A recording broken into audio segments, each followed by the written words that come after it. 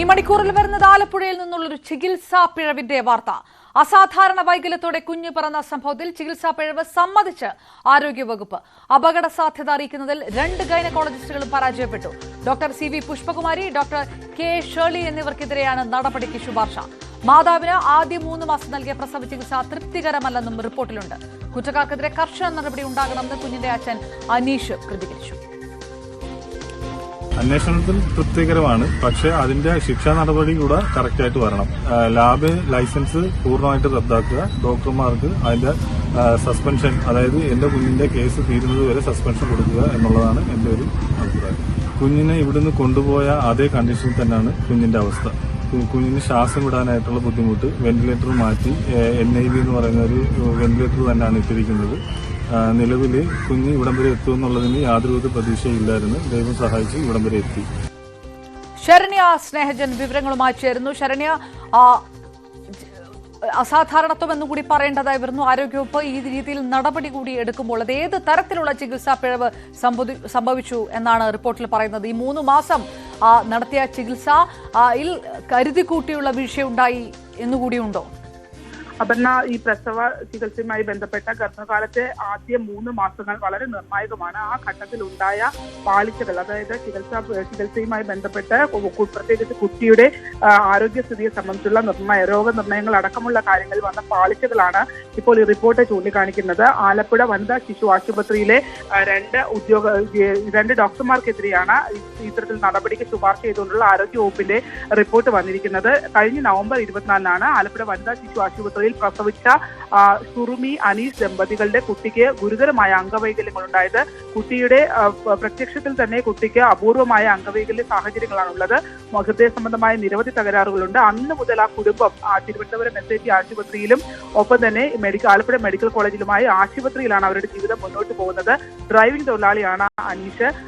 ഈ ഘട്ടത്തിൽ പോലും ഈ ആരോഗ്യവകുപ്പിന്റെ റിപ്പോർട്ട് പുറത്തുവരാത്തതിനെ തുടർന്ന് മുഖ്യമന്ത്രിക്ക് ഈ കുടുംബം പരാതി നൽകി. ആ പരാതിയുടെ അടിസ്ഥാനത്തിലാണ് ഇപ്പോൾ ആരോഗ്യവകുപ്പിന്റെ റിപ്പോർട്ട് തപാലിൽ ആ കുടുംബത്തിന് ലഭിച്ചിട്ടുള്ളത്. ഇതിനകത്ത് ഈ ആശുപത്രിയിലെ ഡോക്ടർമാർ, അതായത് വനിതാ ശിശു ആശുപത്രിയിലെ ഡോക്ടർമാർക്കെതിരെയാണ് ഈ റിപ്പോർട്ടുള്ളത്. ഗർഭകാലത്ത് കൃത്യമായൊരു പ്രത്യേകിച്ച് സ്കാനിംഗ് ഉൾപ്പെടെയുള്ള കാര്യങ്ങൾ, കൃത്യമായ രോഗനിർണയം ഉൾപ്പെടെയുള്ള കാര്യങ്ങൾ പാലിച്ചു വന്നിട്ടുണ്ട് എന്നുള്ളതാണ് വ്യക്തമാക്കുന്നത്. ഒപ്പം ഇവർക്കെതിരെ, ഈ 2 ഡോക്ടർമാർക്കെതിരെ നടപടി എടുക്കണമെന്നുള്ള ശുപാർശയുമുണ്ട്. പക്ഷേ ഈ ശുപാർശയ്ക്ക് അപ്പുറത്തേക്ക് ഡോക്ടർ CV പുഷ്പകുമാരിയും ഒപ്പം തന്നെ ഡോക്ടർ K ഷേർലി, ഇവർക്ക് 2 പേർക്കും എതിരെ നടപടി എടുക്കണമെന്നാണ് ഇപ്പോൾ ആരോഗ്യവകുപ്പ് ശുപാർശ ചെയ്തിട്ടുള്ളത്. ഇതിനു മുമ്പ് സ്കാനിംഗ് സെന്ററുകൾക്കെതിരെയും നടപടി എടുക്കാനായിട്ടുള്ള നിർദ്ദേശം കൊടുത്തിരുന്നു. സ്കാനിംഗ് സെന്ററുകൾ വീഴ്ച വന്നിട്ടുണ്ട് എന്നുള്ള പ്രാഥമികമായി തന്നെ കണ്ടെത്തുകയും ചെയ്തിരുന്നു.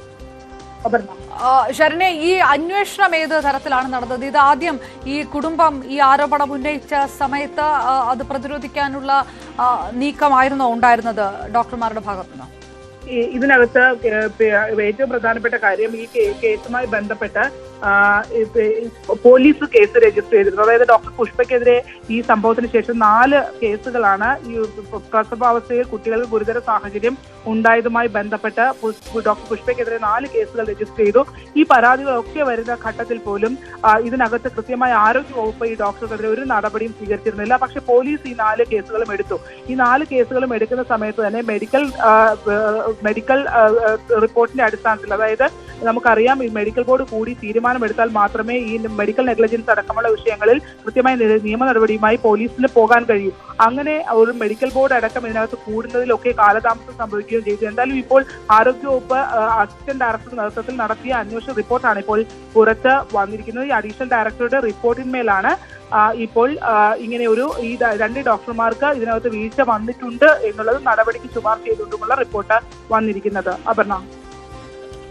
ശരണ്യ സ്നേഹജൻ വിവരങ്ങൾ. മറ്റ് വാർത്തകൾ നോക്കാം. കൊല്ലത്ത് ക്ഷേത്രോത്സവത്തിനിടെയുണ്ടായ അപകടത്തിൽ യുവാവിന് ദാരുണാന്ത്യം. മലമേൽ സ്വദേശി അരുണാണ് മരിച്ചത്. കെട്ടുകുതിരയുടെ അടിയിൽപ്പെട്ടായിരുന്നു അപകടം. വിനേഷ് ചേരുന്നു. വിനേഷ്, ഇതെപ്പോഴായിരുന്നു മരണമുണ്ടായത്? വിവരങ്ങൾ എന്താണ്? അപർണ, ഇത് കഴിഞ്ഞ ദിവസമായിരുന്നു ഇത്തരത്തിലുള്ള ഒരു സംഭവം ഉണ്ടായത്.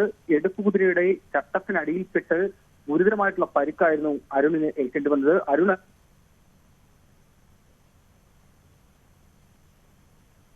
പ്രസവം കൂടാനായി നാട്ടിലെത്തിയ ആളാണ്. അപ്പോൾ ഈ ചട്ടത്തിനടിയിൽ ഗുരുതരമായിട്ടുള്ള പരിക്കേൽക്കുകയും ചെയ്തിരുന്നു. തുടർന്നാണ് തിരുവനന്തപുരം മെഡിക്കൽ കോളേജിൽ പ്രവേശിപ്പിച്ചത്. ചികിത്സയിലിരിക്കെ ഇന്ന് പുലർച്ചെയാണ് അരുണിന് ദാരുണമായ അന്ത്യം സംഭവിച്ചത്. അപർണ, ഇത് ക്ഷേത്രോത്സവവുമായി ബന്ധപ്പെട്ട് അയാൾ നാട്ടിലെത്തിയതായിരുന്നു.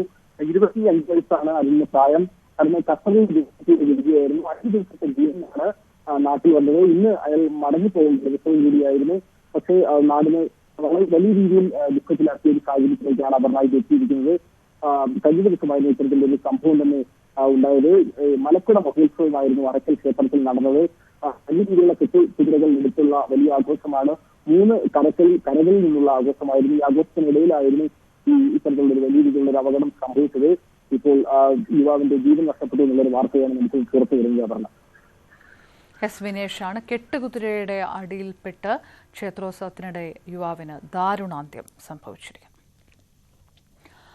ആശാസമരം ഒത്തുതീർപ്പാക്കാൻ ആരോഗ്യമന്ത്രി വീണ ജോർജ് വിളിച്ച ചർച്ച ഇന്ന് വൈകിട്ട് 3 മണിക്ക് മന്ത്രിയുടെ ചേംബറിലാകും അനുനയ നീക്കങ്ങളുടെ ഭാഗമായുള്ള ചർച്ച നടക്കുക. കേരള ആശാ ഹെൽത്ത് വർക്കേഴ്സ് അസോസിയേഷന് പുറമെ CATU, INTUC ഭാരവാഹികൾക്കും ചർച്ചയിൽ പങ്കെടുക്കാൻ ക്ഷണമുണ്ട്. അതേസമയം ആവശ്യങ്ങൾ അംഗീകരിച്ചെന്ന് രേഖാമൂലം ഉറപ്പ് ലഭിക്കാതെ സമരം അവസാനിപ്പിക്കില്ല എന്ന നിലപാടിലാണ് ആശാവർക്കർ. നമ്മള് ഈ 53ാമത്തെ ദിവസം രാപ്പകൽ സമരം തുടങ്ങി, നിരാഹാര സമരം തുടങ്ങി 15ാമത്തെ ദിവസമാണ്. അപ്പോൾ ഈ ദിവസം ചർച്ചയ്ക്ക് വിളിക്കുമ്പോൾ തീർച്ചയായും നമ്മൾ ഉന്നയിച്ചിരിക്കുന്ന ഓണറേറിയത്തിന്റെ വിഷയത്തിലും വിരമിക്കൽ ആനുകൂല്യത്തിന്റെ വിഷയത്തിലും ഒരു സെറ്റിൽമെന്റ് നടത്തണം എന്നുള്ളതാണ് നമ്മുടെ അഭിപ്രായം. നടത്തുമെന്നാണ് നമ്മൾ പ്രതീക്ഷിക്കുന്നത്. ഇവിടെ ഒരു സമരം നടക്കുന്നു. ആ സമരത്തിന്റെ പശ്ചാത്തലത്തിലാണ് ഈ മീറ്റിംഗ് വിളിക്കുന്നത്, മറ്റൊരു സാഹചര്യത്തിലുമല്ല. അതുകൊണ്ട് സമരസമിതി ഉന്നയിക്കുന്ന ഡിമാൻഡുകളായിരിക്കണം ചർച്ച ചെയ്യേണ്ടതും പരിഗണിക്കേണ്ടതും. കാരണം അങ്ങനെ വ്യത്യസ്തമായൊരു നിലപാടില്ലല്ലോ, അത് അറിയിക്കേണ്ട കാര്യമില്ലല്ലോ. കാരണം 2 തവണ ചർച്ച നടത്തിയപ്പോഴും ഞങ്ങൾ ആ നിലപാടിൽ ഉറച്ചുകൊണ്ടാണല്ലോ ഗവൺമെന്റ് വെക്കുന്ന മറ്റു വിഷയങ്ങളിലേക്ക് ഞങ്ങൾ കടക്കാതിരുന്നത്. അത് വളരെ വ്യക്തമാണ്. ഒരു വിട്ടുവീഴ്ചയ്ക്ക് നിങ്ങൾ തയ്യാറാകില്ല എന്നാണോ? വിട്ടുവീഴ്ച എന്ന് പറഞ്ഞാൽ എന്താണ്? ഞങ്ങൾ വെച്ചിരിക്കുന്ന ഡിമാൻഡിന്റെ പുറത്ത് ഗവൺമെന്റ് എത്രയാണെന്ന് പറയട്ടെ, അവിടെയാണത്. അതാണ് വിട്ടുവീഴ്ച.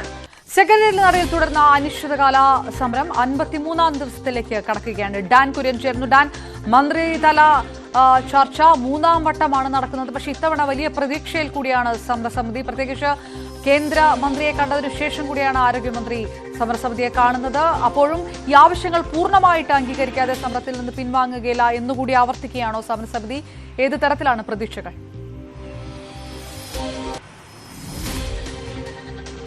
അവർ ഈ ആശമാരുടെ വേതനം കൂട്ടുന്നതുമായി ബന്ധപ്പെട്ടും അവർക്ക് സ്ഥിര നിയമനം നൽകുന്നതുമായി ബന്ധപ്പെട്ടും വിരമിക്കൽ ആനുകൂല്യങ്ങൾ നൽകുന്നതുമായി ബന്ധപ്പെട്ട് ആശാ ഹെൽത്ത് വർക്കേഴ്സ് അസോസിയേഷൻ ഉന്നയിക്കുന്ന ആവശ്യങ്ങൾക്ക് പുറമെ CATU, ആശാ ഹെൽത്ത് ഫെഡറേഷനും അതോടൊപ്പം INTUC ഇവരെല്ലാവരും